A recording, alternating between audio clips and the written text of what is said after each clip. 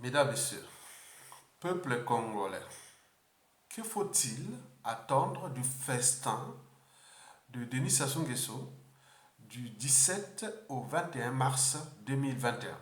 Pour commencer, je vais devoir diviser cette vidéo en 5 parties. La première partie sera consacrée au questionnement de ce festin. Ce festin aura-t-il lieu? La deuxième partie, comment chasser un dictateur. La troisième partie sera consacrée à une réflexion de Greg Gainon. C'est un compatriote des Assises nationales du Congo sur la place de Paris. Il doit être adjoint au maire d'une commune près d'Amiens, en Picardie. Et enfin, je décrypterai la manière dont Sassou Nguesso a damé les pions à l'âme des Congolais. Pourquoi les Congolais sont devenus comme des animaux. Et enfin, je tirerai des conclusions. Mesdames, Messieurs, peuple congolais, pourquoi le festin de Denis Sassou Nguesso du 17 au 21 mars 2021 aura-t-il lieu? Je vous l'ai dit que c'est du caviar, c'est du pain béni. Le hold-up électoral est déjà consommé. Le coup KO, le deuxième coup KO, le troisième coup KO est déjà consommé. Ça, il n'y a plus rien à faire. Mais il faut retenir 5 choses de ce festin qui est déjà au cours. Parce que vous avez vu la révision des listes électorales ne marche pas, ils s'en foutent complètement. Ils savent bien que au 22, c'est bon. Il est opéré à vie. Ça, c'est sûr et certain. Et je vais vous laisser 5 choses à retenir. 5 choses à retenir en rapport avec ces festins. 1. Historiquement, jusqu'à nos jours, Denis Sassou Nguesso conçoit les Congolais comme une population conquise, soumise, vassalisée, indigène et esclave. Par conséquent, si vous continuez à jouer aux citoyens, alors que lui, il vous considère comme des animaux, comme des gens rien du tout, les gens qui peuvent utiliser à volonté, c'est à vous, on a mes conscience d'en prendre conscience. Deuxièmement, Denis Sassou Nguesso se conçoit comme un concurrent armé. Tant qu'il n'aura pas une force supérieure à lui, il ne quittera pas le pouvoir. C'est par la force qu'il pourra quitter le pouvoir. Parce que Sassou Nguesso ne connaît que le langage des armes. Quoique lui-même a peur des armes, mais il envoie des pétards aux autres. Mais lui adore ça. Donc pour que Sassou Nguesso puisse quitter le pouvoir, il faut une force armée supérieure à lui. S'il n'y a pas, il n'y a pas. Mesdames, Messieurs, peuple congolais. La troisième chose à retenir, il faut savoir que Denis Sassou Nguesso est la pièce maîtresse de la France-Afrique. C'est le pion. Donc la présence de Sassou Nguesso au Congo est géostratégique, géopolitique et tout compagnie de la France. Même si notre pays est dans la merde, la France ne prendra aucune responsabilité historique de dégager Sassou Nguesso. Non. Non. Tant que vous-même, peuple congolais, vous ne prenez pas votre responsabilité, la France ne va pas chasser Sassou Nguesso. Vous le savez très bien. Il n'y a pas d'amalgame ni polémique, non. Donc, le jour où vous allez prendre votre responsabilité, la France viendra derrière vous. Celui qui sera là, il viendra derrière lui. Mais si vous ne prenez pas votre responsabilité, peut-être au moment venu, à tout instant, peut-être qu'ils ont dit à leur pion, il va placer un autre au moment venu. Mais pour l'instant, il me semble que ça se l'arrange malgré que nous, notre pays est au fond du trou. Donc vous devez comprendre ça. Que n'y comptons pas sur la France. Mais on compte tout de même sur elle. Puisque elle est par aussi par interposition ou par ses réseaux ou par son influence envers le régime susceptible de dire non mais c'est stop. Donc il faut toujours compter sur la France. Mais vous savez que les États n'ont que des intérêts. Oui. Voilà, donc la France se regarde là où s'équilibrent les choses, quoi. Donc c'est à nous de prendre notre responsabilité. De peu, bien sûr. Quatrièmement, vous savez que Sassou Nguesso a commis beaucoup de crimes dans ce pays. Il sait bien que s'il quitte le pouvoir, c'est un homme mort. Par conséquent, la fin ne justifie pas les moyens employés de l'État pour qu'il reste là au pouvoir et mourir là au pouvoir. Et c'est ce qu'il est en train de faire. Même si on est en train de détruire votre pays. C'est pas lui. Il prend des risques contre votre pays. Pourquoi pas vous? C'est le problème. Cinquièmement et dernier, c'est-à-dire Sassou sait qu'il a échoué depuis ses 36 ans de la gestion de ce pays. Il a échoué copieusement. Il a ruiné de tous ce pays. Il le sait. Donc, pour se maintenir au pouvoir, il n'y a plus d'autre choix que du banditisme et du terrorisme. C'est la raison pour laquelle il terrorise la population, il terrorise tout le monde. Parce que, avec la peur, la terreur, les populations congolaises, les Congolais vont se soumettre. Et c'est ce qu'il est en train de faire avec une violence qui n'a jamais... Voilà, donc on n'est plus au stade d'humanité. Et c'est ce que je pourrais vous parler après. Et ça touche tout le monde, quelles que soient les catégories socio-professionnelles, du civil aux politiciens et aux militaires, et voire aux religieux. Donc là, ça touche tout le monde. Et donc, vous devez comprendre ça. Que, un, Sassou Nguesso nous conçoit comme des esclaves. Deux, et que lui se conçoit comme un conquérant armé. Donc, il n'aura pas une force supérieure. Lui, il reste là. Toi, la France-Afrique, joue encore le double jeu. Tant que les rapports de force ne vont pas du côté de nous, peuple congolais, il sera toujours du côté des Sassou Nguesso. C'est logique. 4. Sassou a commis beaucoup de crimes dans ce pays. S'il quitte le pouvoir, c'est un homme mort, c'est la CPI, c'est ça. Donc il voit que personne ne peut aller garantir sa survie ou autre, tout ce qui vient d'après. Donc lui-même, il tient avec ses moyens dont il dispose et protège aussi les autres qui sont derrière, ils sont tous mouillés. Il dit non, mais écoutez, on reste ensemble pour détruire ce pays. Et c'est ce qu'ils sont en train de faire. Et enfin, Sassou Nguesso a échoué. Donc aujourd'hui, il utilise la terreur et la violence et la barbarie, l'oppression, l'injustice et autres pour se maintenir au pouvoir. Et jusqu'à combien de temps encore? Puisque, historiquement, aucune tyrannie n'a duré aussi longtemps que en pratiquant la violence, la terreur et autres contre le peuple. Parce que le combat d'un tyran contre le peuple, c'est comme le combat de l'homme contre la nature. Il sera toujours perdu par l'homme.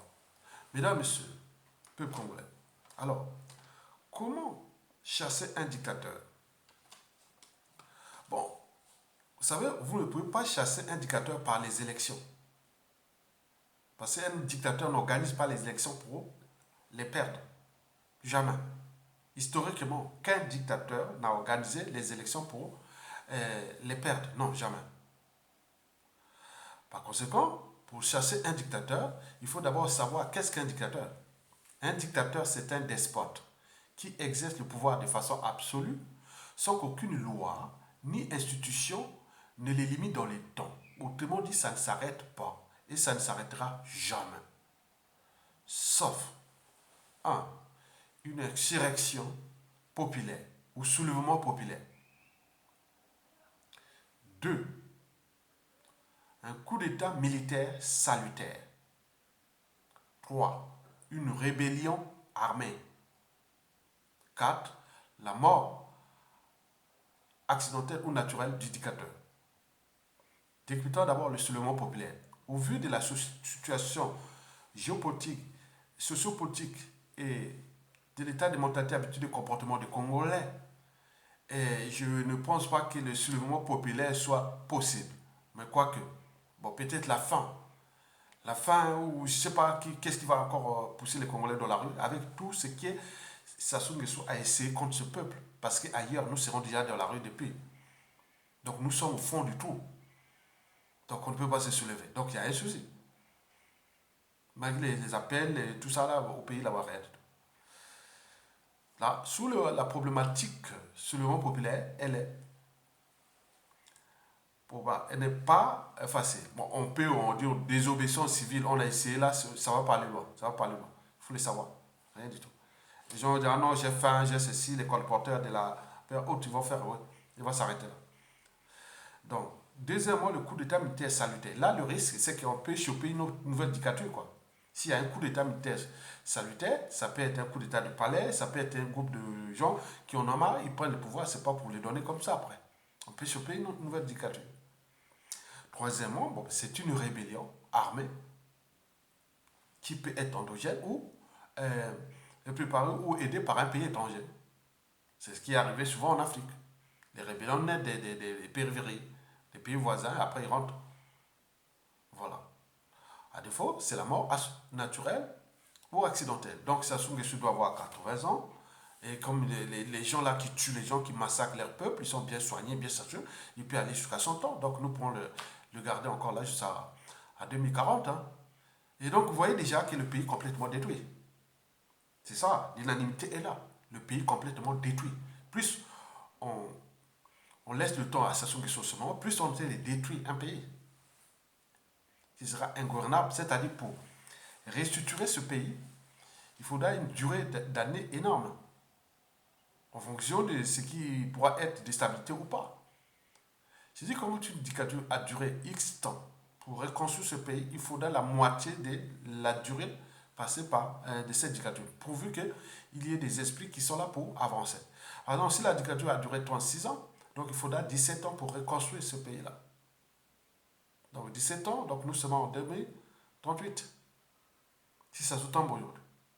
Donc on prépare quelque chose pour 2038. S'il tombe en 2030, bon ben ça sera en 2060. Donc vous voyez déjà ça, vous voyez la durée d'une dictature, et vous divisez par deux après la chute du dictateur. Et après vous arrivez à voir ce que vous pouvez faire semblant d'État. Pourvu que les gens ont la volonté et autres. Regardez ce qui s'est passé en RDC depuis la chute de Mobutu en 1997. Le pays est toujours dans le chaos. Donc nous, ça sera encore peut-être pire. Et donc il faut faire attention. Parce qu'on a détruit le pays vraiment complètement. Mesdames et messieurs, peuple congolais, ceci dit, je vais faire lecture d'une réflexion d'un compatriote qui a écrit vraiment d'une note. Bon, c'est un compatriote des Assises, puisque je le connais très très bien. Il doit être à Diomer, dans une ville commune, surtout au sud-est d'Amiens, hein, la ville d'Amiens. Et donc, il a écrit ceci. Je vais lire intégralement le texte qu'il a écrit. D'abord, il y a des sous-titres. Hein. Alors, il commence par un titre qui est écrit un opéreur inamovible au Congo-Brazza. Les chiens qui aboient ne mordent pas, dit-on. Les Congolais de l'étranger comme de l'intérieur ont beau aboyer. L'empereur destructeur poursuivra son œuvre jusqu'à la fin de sa vie. Il avait conquis le pouvoir en tuant son mentor. Ensuite, il a corrompu tous les ambitieux de son parti, le PCT, pour chasser Yombi.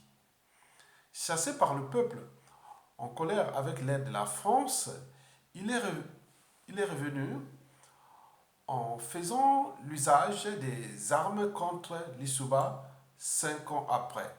Depuis, il se maintient en terrorisant son peuple avec une milice armée jusqu'aux dents, qui circule jour et nuit dans toutes les grandes villes et qui a fait fuir même les officiers congolais en exil. Les opposants tenaces sont emprisonnés ou éliminés physiquement. L'étrange comportement de la classe politique congolaise. Tous ceux qui accompagnent Sassou en prenant part aux élections qu'il organise sont soit naïfs, soit complices. On ne cède pas un pouvoir conquis plusieurs fois par les armes avec au temps des crimes et après avoir tout détruit et bradé tout le patrimoine national. Vouloir ce pouvoir. Si les Congolais veulent dégager celui qui occupe le pays, alors il faut se préparer au combat, sans peur au ventre. On n'éteint pas le feu en criant au feu.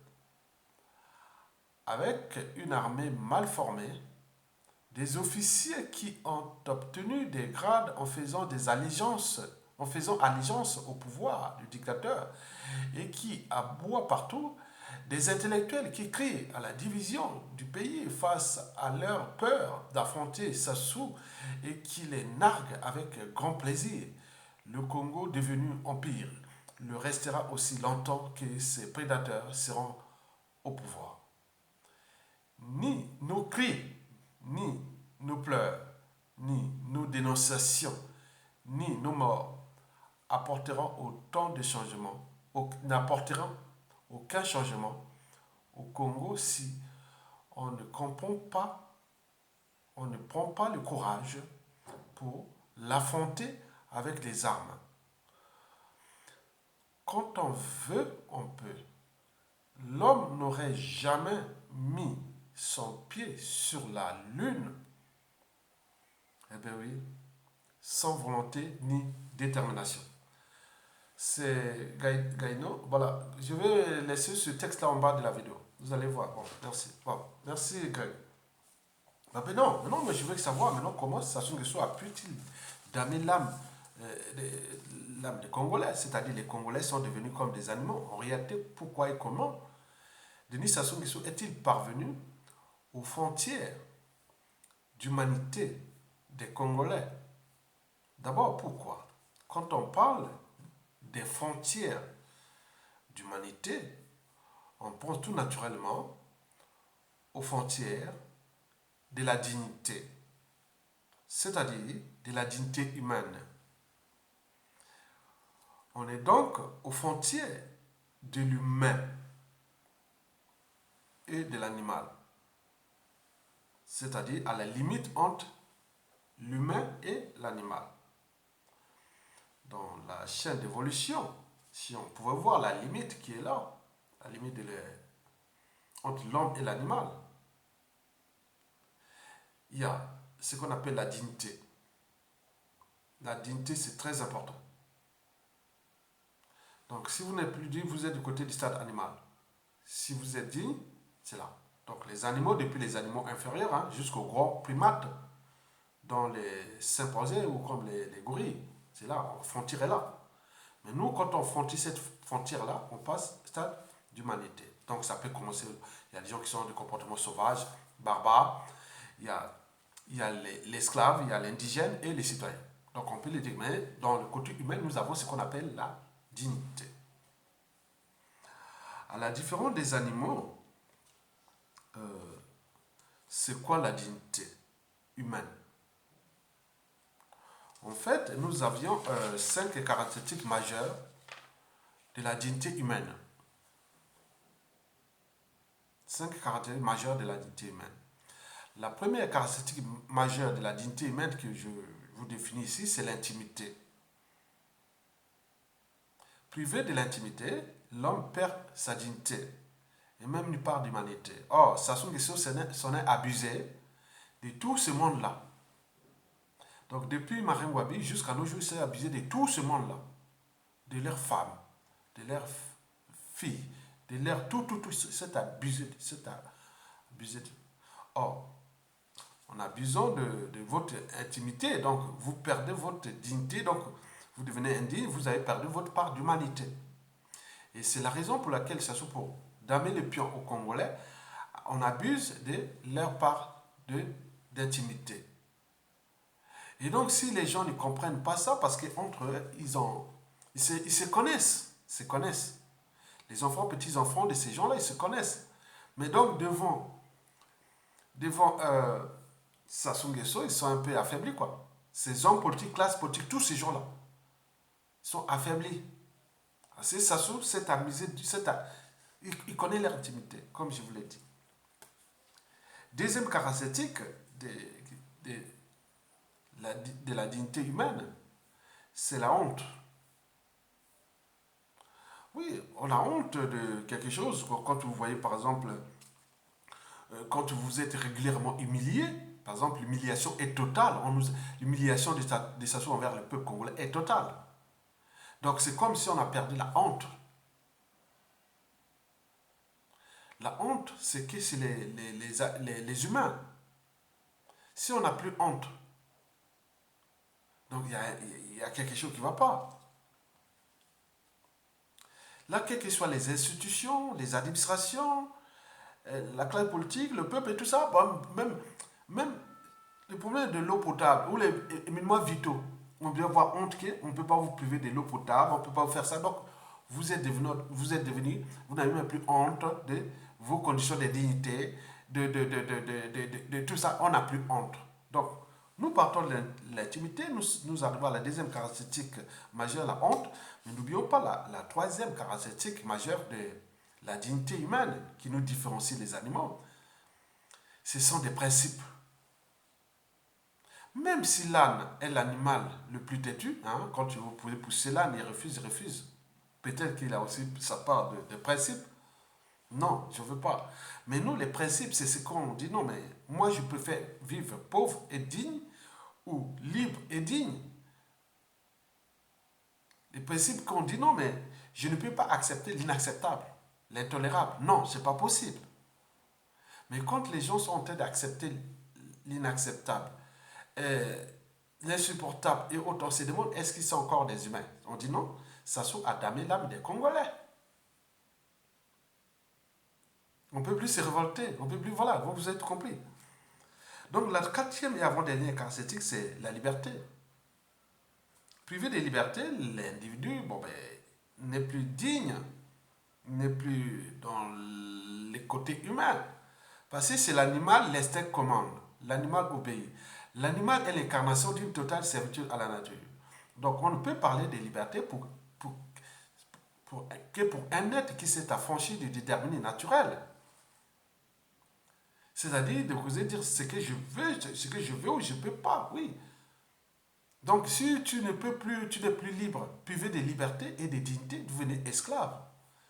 Au droit international, au droit public ou privé, quelqu'un qu'on a privé de la liberté et de dignité, il est esclave.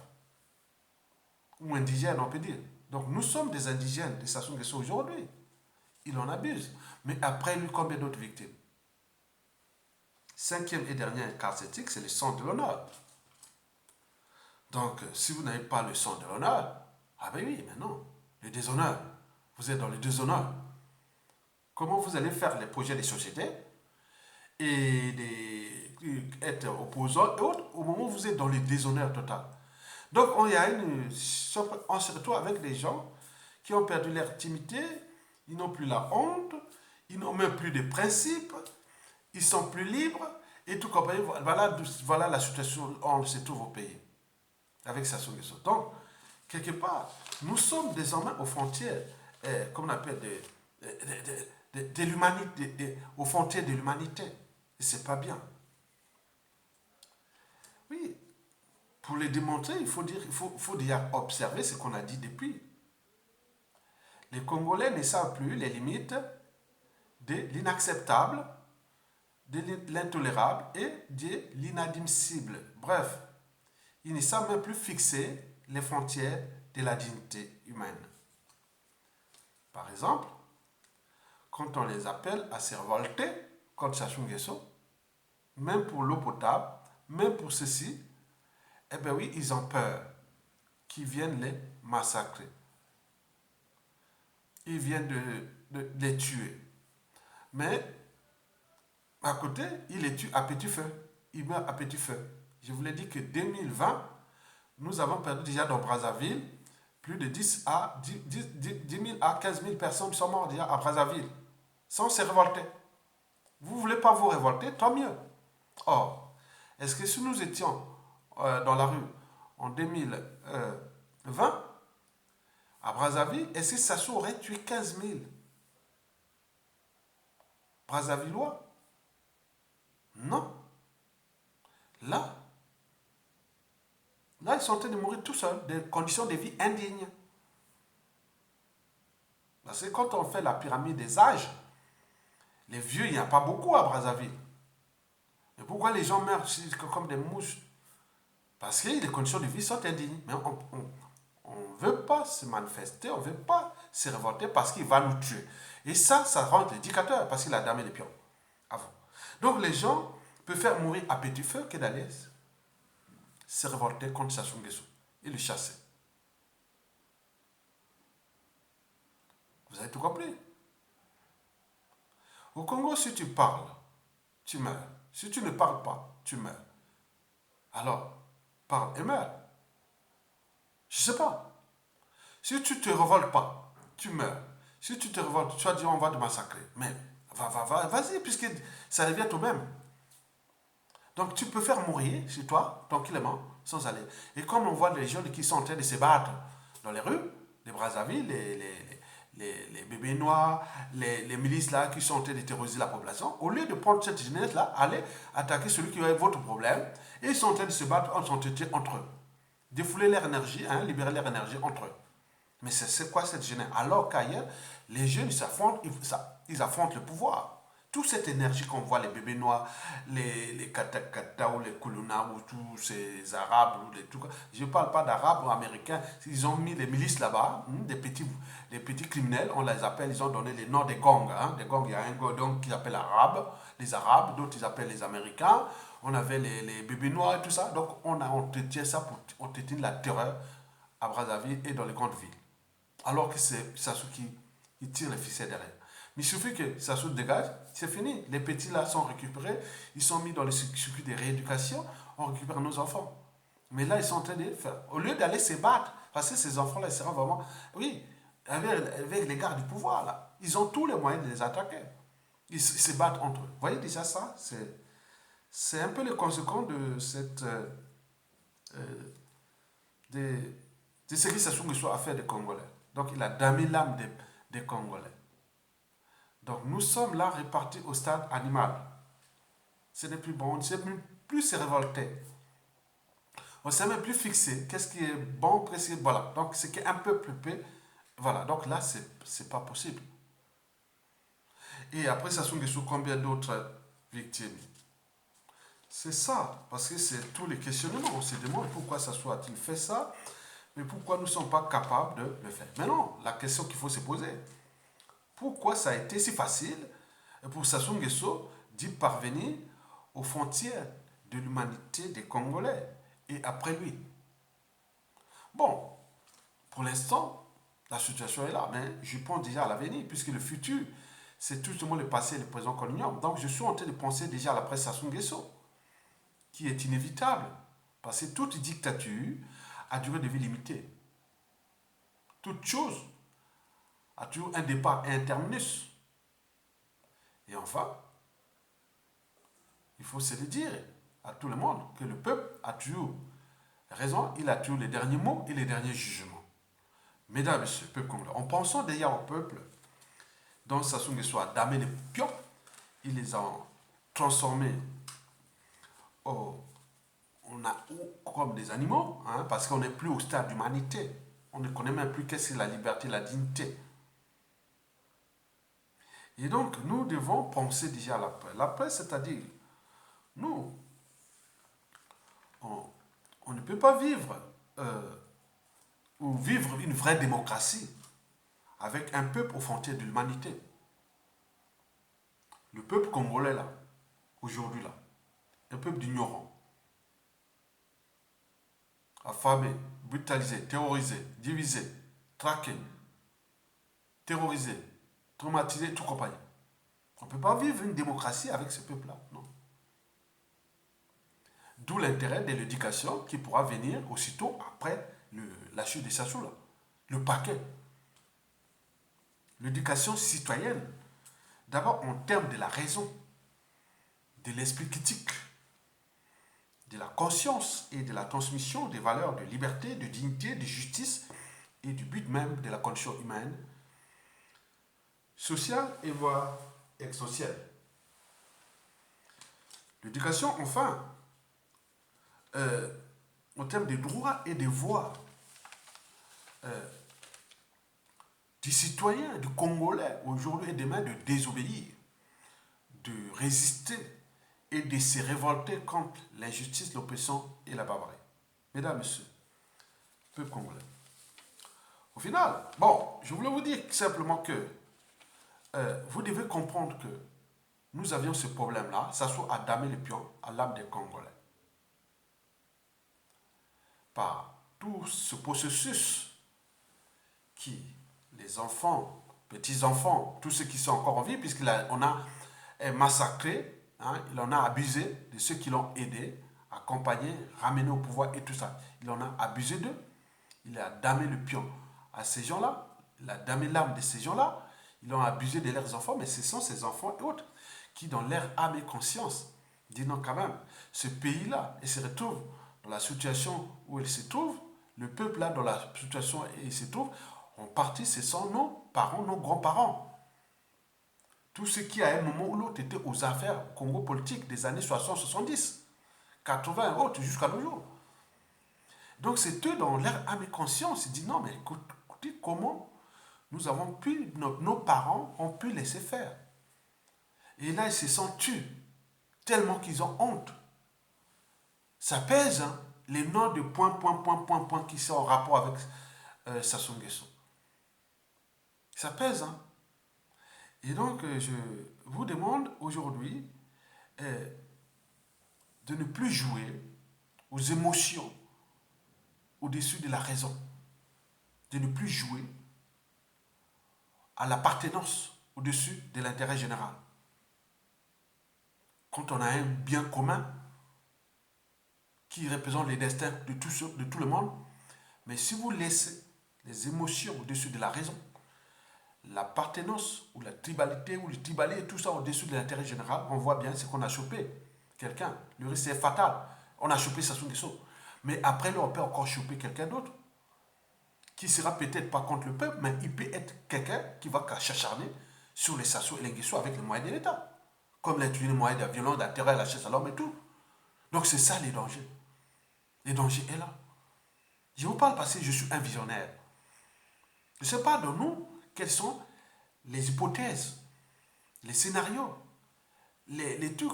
Peut-être que d'autres, on voit les bruits de fond. Les autres, ils disent, non, le jour où on prend le pouvoir là, ils vont pleurer. Mais qui? Ce n'est pas le peuple, ce sont ces gens-là qui vont être terrorisés par les moyens de l'État, qui terrorisent la population. Ils ne sont pas nombreux. D'où l'intérêt d'anticiper, de dire non, non, toute chose a un début, une fin. Toute dictature a durée de vie limitée. Donc on ne va plus continuer à jouer à ça. C'est pas bon.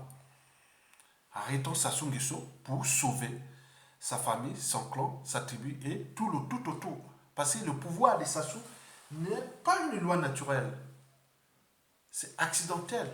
Il y a eu des erreurs, des décisions du pain béni. Parce que notre peuple trop naïf, trop passif, trop ceci. Tika, faites ça, mais avec des gens très entraînés, très conditionnés. Et sous emprise même de l'injustice, l'oppression et la barbarie. Mais c'est du pain béni, ce qui ça se fait. Mais il est rentré dans son propre piège. Il est dans son propre piège. Voilà, donc c'est lui, c'est les suicides qui va amener lui-même, sa famille, son clan, et parfois eux aussi la France-Afrique. C'est un suicide, je dis que le peuple est éternel, il a les derniers mots et les derniers jugements. Quelle que soit la durée de la nuit, le soleil finira toujours par se lever. Et donc vous êtes en train de voir quelque chose d'un suicide collectif entre Denis Sassou Nguesso, sa famille, son clan et la France-Afrique.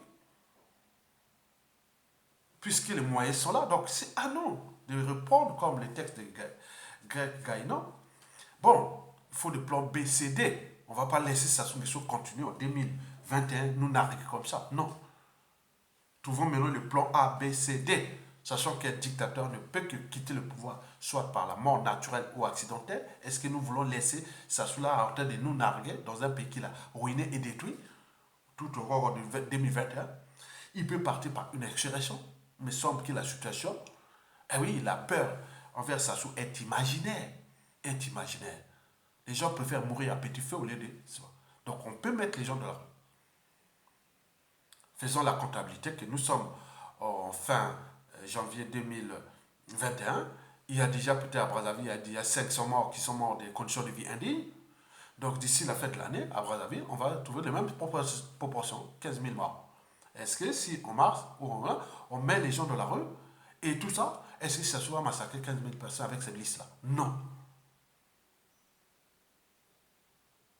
Mettons les ninjas, les cobras, les petits, tous ces gens-là ensemble pour dégager ce monsieur parce qu'il devient notre problème. Il est en train de détruire notre pays. C'est possible. À défaut, s'il n'y a pas d'insurrection, eh ben, c'est un coup d'État militaire salutaire, mais en vue de la situation de nos armées, il ne faut pas en rêver, mais quoique. Mais peut-être une rébellion qui sera située par quel pays? Est-ce que nous avons un pays voisin équipé nous? On ne sait pas. Mais les plans, il faut les plans A, B, C, D. Il ne faut pas que ce monsieur-là reste là au pouvoir en 2021 encore. Mais s'il dépasse ça, il deviendra opérateur pour lui. Mais il aura sacrifié, il aura hypothéqué pour de nombreuses années sa famille, son clan et sa femme. Je suis un visionnaire. Sassou Nguesso, s'il passe hold-up électoral en 2021, le pays complètement détruit, c'est sûr, mais il est en train de hypothéquer quelque chose qui sera imprévisible pour lui-même, pour sa famille, son clan et autres pour les nombreuses années. Donc, vous avez tout compris. Je vous remercie et à bientôt. Toute chose a toujours un départ et un terminus. Toute dictature a duré de vie limitée parce qu'on en a eu des plus puissants, des dictateurs, les Mobutu, Idi Amin Dada, les Bokassa, on a eu aussi les Omar El-Béchi, on a eu des gros, des Compaoré, des tout ça, qui étaient même militairement plus armés que Sassou. Donc, tout est possible. Ingeta, Tokolonga, disciple, merci.